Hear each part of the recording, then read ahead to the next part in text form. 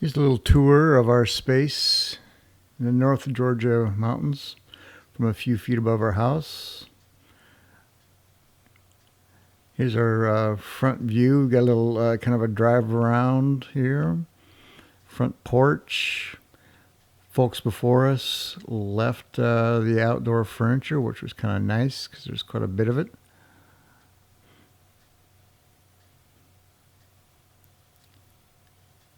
Had a lot of hummingbirds. Finally put up a couple hummingbird feeders, the only ones I've gotten up so far. There's been a lot of hummingbird activity.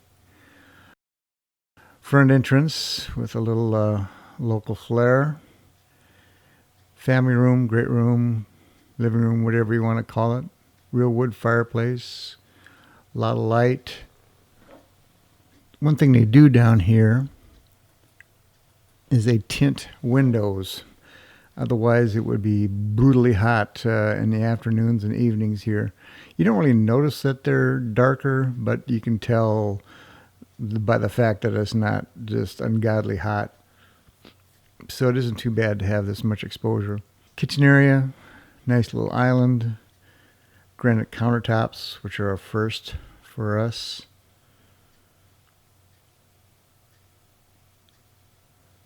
Going to be a garbage disposal installed in another day or so.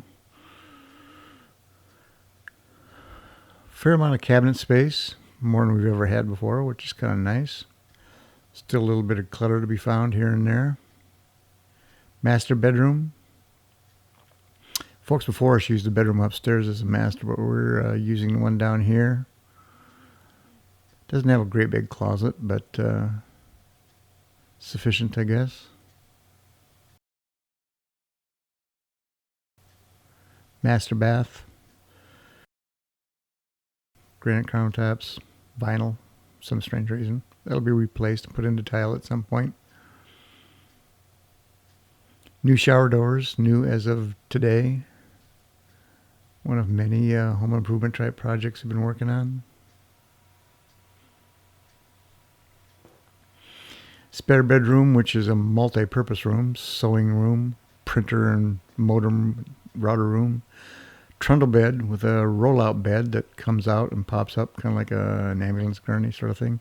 We've also brought laundry upstairs, and eventually I'm going to build an enclosure around it with bifold doors. Going upstairs now. There are two lofts. This is my loft, loft 1. I think it needs a name, but it serves as my office, editing room, that sort of thing. Futon bed, so this can be a sleeping area, albeit without much privacy. Some of my clutter, camera collection, that sort of thing. Loft 2, which is Janelle's loft. A couple of nice windows, real nice views. There'll be a pad over there on that sitting area, which is just sort of plywood right now. It's getting reupholstered at the moment. This has got a hide-a-bed, so this is also a sleeping area.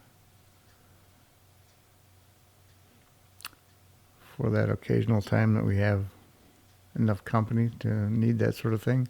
Real nice views out there of trees, of course. That was sort of west, so that makes this sort of south.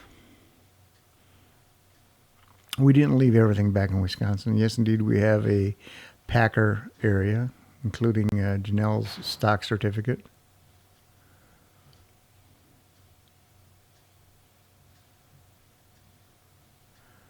Upstairs bedroom. Used to be the master bed. This actually has a bigger closet compared to what we have downstairs, but well. Upstairs bathroom. A couple of oddities. Enough room for a much wider, cabinetry there, but for some reason they didn't put a wider cabinet in there. And here's a real oddity. Right in the middle of the shower, just so you can get to know the neighbors real well, or at least they can get to know you, there's a window, which is a bit inexplicable. So we're going to have to put like a shower curtain or something over that, which is pretty strange. Here's the deck area, kind of a 3-level affair. Substantial deck, a lot of deck. You could figure you could probably get about 20 people to dine there, or about 50 people if we knew that many people, for a party out there. Again, they left all the furniture here, fortunately, because there's an awful lot of it out here. That table there actually has a little place for fire or grilling right in the middle of it. Not so sure to want to do that on a wood deck. This is kind of my favorite spot because it's deepest in shade. And it's the only place that's ever cool enough hardly to sit. Kind of an interesting feature over here, these benches that are sort of built in for the wallflowers of the crowd, like me. And of course the deck it's about a good 20 feet off the ground right here and aiming down the slope of the mountain. There are no steps to the back deck or to the decks, and there's no way to get to it except through the living room. But we talked to a contractor today, and I think we're going to have steps built in to go right down here into a space down here, which will be enclosed with a fence for a future puppy at some point. That way we can let the dog out of the living room and not have to go all the way to the basement. Speaking of the basement, here's the warehouse district. All those priceless family treasures that we couldn't quite part with, so we moved them down here. This is sort of my side. This is my shop area, which it's fairly functional. As you can tell, there's never going to be an automobile parked in here. There's no room for such things. All my major tools are on wheels, so I guess they can move. My bench that I've had in every house except for the very first one.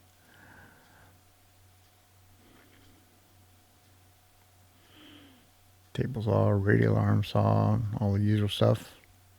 It's actually very, very dark down here, but that's going to change. Over here is the other side of it, and believe it or not, there will be an automobile parked here at one point. Lots of stuff to sell. For some reason, we moved it all down here so we could sell it.